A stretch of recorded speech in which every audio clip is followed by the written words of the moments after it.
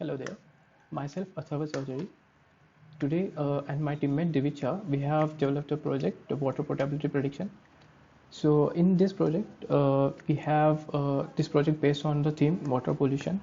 We have domain classical machine learning, and the dataset used for this project is acquired from the Kaggle, which is public dataset. And about this project, this is basically this project is going to work whether the water is potable, it is drinkable or not.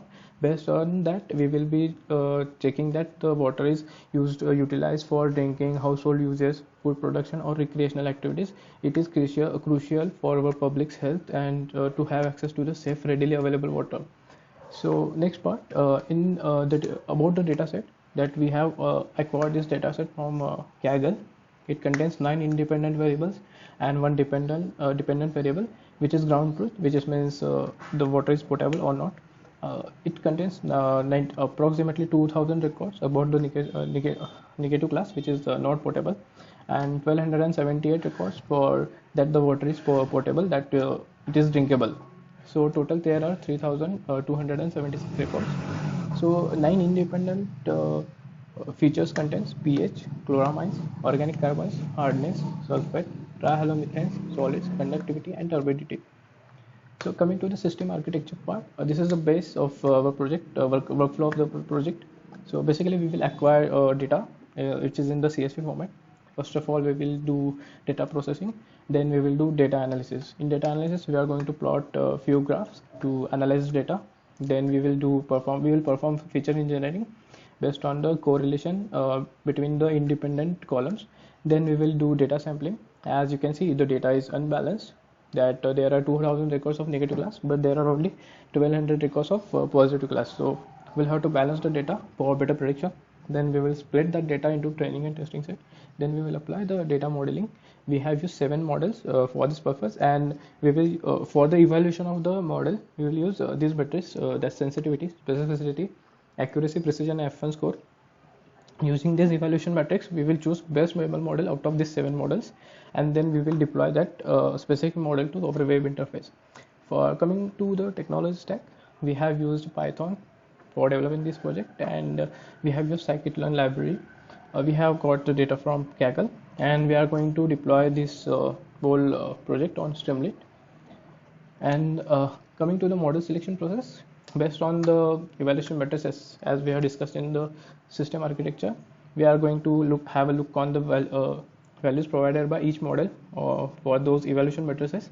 And if you look at the table, you will get to know that random forest is performing optimum in out of all models. So we will choose random forest classifier as our best model. And the future scope for this project is we can work further in cooperation activity and additional features to explore more advanced modeling techniques. And along with that, we can also develop an IoT device which will take input parameters, and we can fit some sensors in it so that we can acquire additional indicators, and based on that we can give prediction whether the model is portable or not. And even more, we can add additional features that that may be integrated, that this project may be integrated into some other water filtering options we have available in market today. So after this, let's have a look on the code. So first of all, we will import all the necessary libraries like NumPy, Pandas, Matplotlib. Then we will read the CSV, and after that we will check for the data info, like what are the columns present in it, and what are the data types, and how many null values are there in the data. So total we have 10 columns, and you have the all information here. We will use .describe function to get all the data, whether the what is the maximum minimum of the data for the particular column, what is the what is the standard deviation of this and mean of this, and count of the records. Then we will check for the imbalance. As we have discussed earlier, there is imbalance in the data, so we will check for also along with that we will check for the null values present in dataset. As you can see here, we have the null values, so we have to deal with those null values. Total data.shape will give us dimensions of the data. So by using heatmap, we are just doing feature engineering. We can see correlation between the independent tables and dependent tables. Then we will coming to the data analysis part. So you can see the histograms are plotted for each and every indicator here, and you can have take insights from this graph and analysis purpose. Additionally, we have also plotted some box plots to do analysis of outliers, as dataset may contain outliers, and you can see that infer from this graph that dataset have some outliers inside in it. So for treating outliers, we will use z-score method. So using z-score method, we will get to know that there are few outliers, and we have to replace them with the masking. By using z-score mask, we can replace those outliers with the null values, and as these are outliers, now they are converted to the null values. Now we have to perform imputation to handle the missing value data. We cannot remove those missing values because our data is already low. So if we will remove those null values, there might be possibility that we are going to lose useful data also. So we will perform imputation. We are going to use simple imputer by using median strategy. So we have performed the simple imputer here, and you can see that there is no null record in data as of now. Then we will use sampling technique to treat the data. We will be using oversampling so that our whatever our less record there was less number of records for the water potability positive records, so we will increase those records so that our data set will be balanced. And after that, we will split the data into training and testing parts, and then we will apply data modeling. And in data modeling part, we will be using these 7 models: logistic regression, Gaussian MNB, SVC, k-nearest neighbors, random forest, gradient boosting, and XGBoost. And after performing that, we can have a look on all the classification report and all the evaluation models matrices present here. And after that, we have chosen random forest classifier as a base model.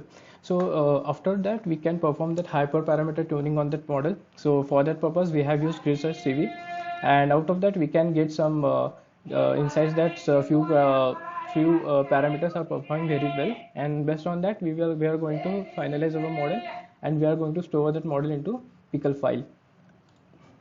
So that was all about the code part. Coming to the documentation part, this is the documentation as you have seen it in PPT, that this is the architecture for the same, and we are explaining each and every part of a step in detail in documentation. And the same thing like future scope and conclusion are written here.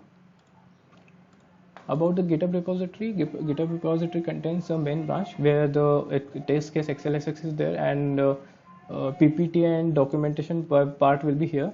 And you can see there is another branch which is for Streamlit, which is for deployment. Which contain the deployment code for the Streamlit. So this is the code for the Streamlit application. Basically, Streamlit application going to use app.py, and it is hosted on Streamlit Community Cloud. So let's try default 0 values, and we will predict it. So by default all the values were 0. It says the water potability that it is not potable. Now let's try to replace the values with some other values. So we will add 5, then we may write 190 for this.